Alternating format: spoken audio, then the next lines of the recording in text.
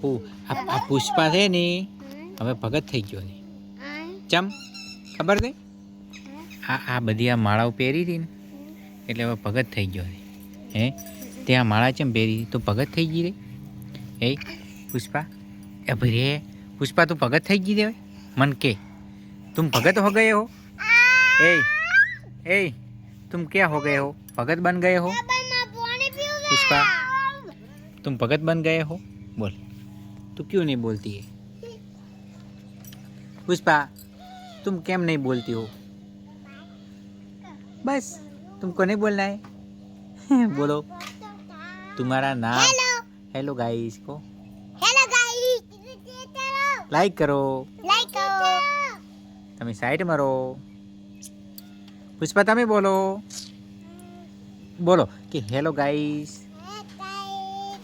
Like કરો, બધોય કરો.